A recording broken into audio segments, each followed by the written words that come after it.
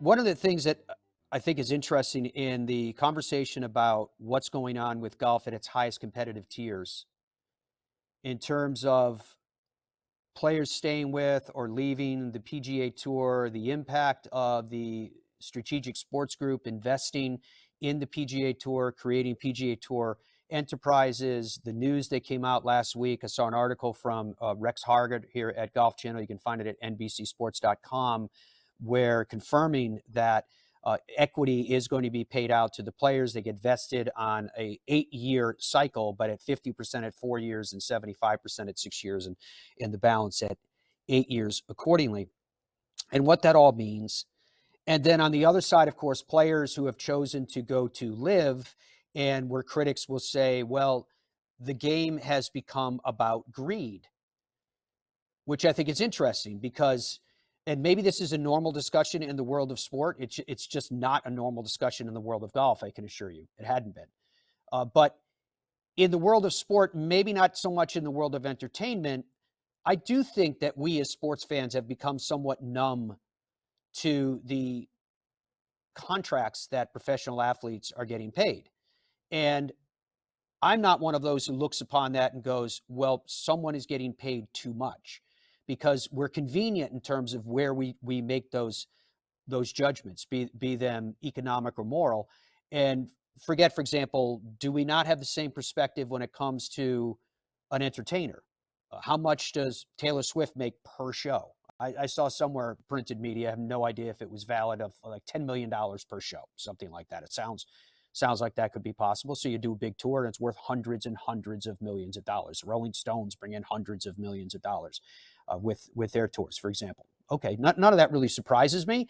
Does it bother you? Is that because you're not a concert promoter? So you look at it and go, that's the way it is. I wish tickets weren't so expensive, but they are what they are. And so, again, there's this divide in the game of golf where we have this discussion of the top competitive tiers and how expensive they are.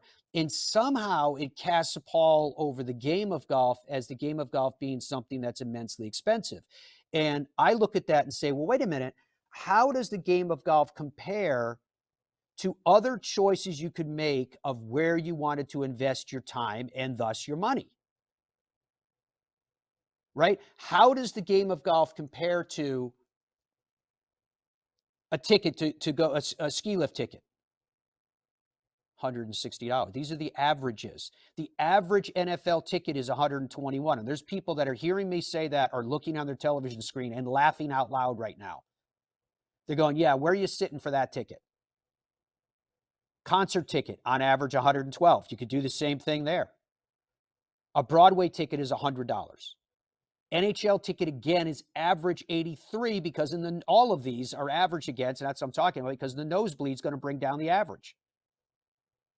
NBA ticket, $51. Again, if you want to get to where you actually see halfway decently, you're going to pay considerably more than that. MLS at $48. Then you see a round of golf. The average in the United States, I told you, almost 75% of courses in the USA are open to the public. The average is $43. I hear you, those of you that are in metropolitan areas that golf is massively popular and you can't get out to play for less than $75. I get it. I hear it. But the average is $43. MLB ticket, because of those massive ballparks, and again, because of what you can get in the outfield and up high, $37. A movie ticket is $12. Now, if you took that, because I talk to you guys about this all the time, and say, yeah, but when I take my 2 kids and my wife and we go out to an event, what's the cost there? Because what you just saw me go through doesn't include parking.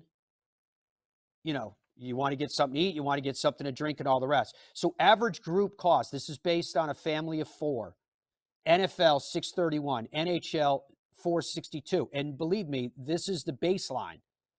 NBA $445, MLS $300, Major League Baseball $267. If you want to take them all out golfing, playing, $172. And so, am I biased to bringing all this up to you guys today? Yes, 100%. Unabashedly, without trying to disguise it. I absolutely am. Because I think the game of golf gets so easily maligned. in terms of what the impressions are of the game versus the reality of what the game of golf really is and how accessible it is and how within reach it is, et cetera. And when it comes to that discussion about the, the top competitive tours and what players are getting paid, Casey Alexander is a lead golf strategist analyst. He has been for decades. He's at Compass Point Research and Trading. And Casey joined us to say what you're seeing here that people may be using because it suits their agenda and they're labeling it as wanton greed is actually an economic correction in the marketplace. Let's hear what an expert has to say. It shows you how the nature of compensation for golfers, which are almost inarguably global sports superstars, is changing. You know, you think about the nature of compensation in other sports, football, baseball, basketball, soccer. 90% of that compensation is contractual compensation, and only 10% of that compensation is performance-based compensation. A lot of it is based upon performance that has already taken place, but it's contractual compensation at its heart. And golf has traditionally been almost 100% performance-based compensation outside of perhaps club endorsement contracts. And when you think about it, that's not the way that global sports superstars are paid, and not in this day and age. And so the idea that a global sports superstar can come to your event, provide his name, image, and likeness, participate in your pro-am, spend 2 days promoting your event, have a bad Friday afternoon, and walk away with zero compensation. That's not the way that a Rory McIlroy or a John Rahm is going to be compensated in a day and age where they are global sports superstars. So the deal with SSG is designed to provide an element of contractual compensation to PGA Tour players and to global superstars, because that's what LIV and the PIF have done with LIV, is they've provided a higher element of contractual compensation while still maintaining an element of performance-based compensation at each tournament's event, at which the PGA Tour will do as well. But let's just not forget here that we are transitioning to a period where there will be more contractual compensation for golf global sports superstars. And frankly, that's the way global sports superstars are paid these days. So the question begs itself then back to something that I mentioned before. Are we, the peasants in the fields, toiling away at our gardens, are we disconnected between the lightning bolts, between the gods? And how does it manifest itself? How do you know that the peasants are discontented?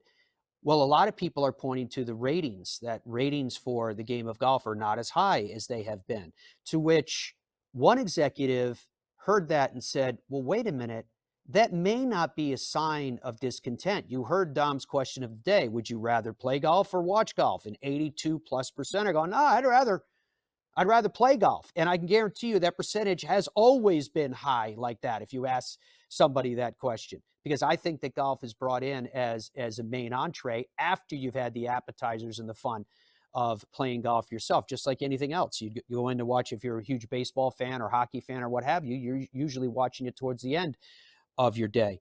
But David Abeles, who's the CEO of TaylorMade, had a different theory as to what's going on with these ratings. You know, but what I do find interesting, and I had this discussion actually at Augusta with a few of our media partners, we've seen some of the media ratings be a bit softer than I think we all would have liked early in the season. And some are suggesting that's because the product and the separation between LIV and the PGA Tour have created a little bit of dilution in the sport. You know, I have a counter argument that would suggest that to some degree, there's so much golf being played at the recreational and core and avid level, there's just a little bit less being watched. And so, you know, when you see millions of new golfers come into the game and you see participation rates and golf courses filled and tee sheets that are booked, you know, from 7:30 in the morning until 2:30 in the afternoon, it's fairly evident that golf's in a great place because golfers are playing the game. And when they're playing the game, perhaps they're not watching as much as we'd like. But rest assured, I'm excited to see what the numbers look like for this past weekend. I firmly believe that the world of professional golf will get better over time, and that anytime there's some type of disruption in any ecosystem, whether it's at the world of professional golf or TaylorMade disrupts with a new technology, the net effect over time is you end up with something better.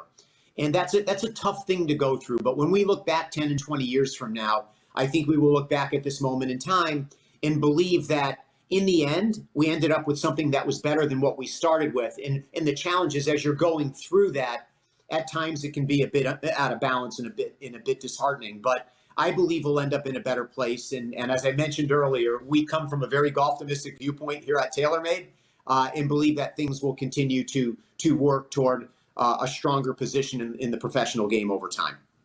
David Abeles, who joined us in the Fairways of Life show immediately following the Masters, but it was before the ratings that he was alluding to. Those ratings came back and they were down by comparison.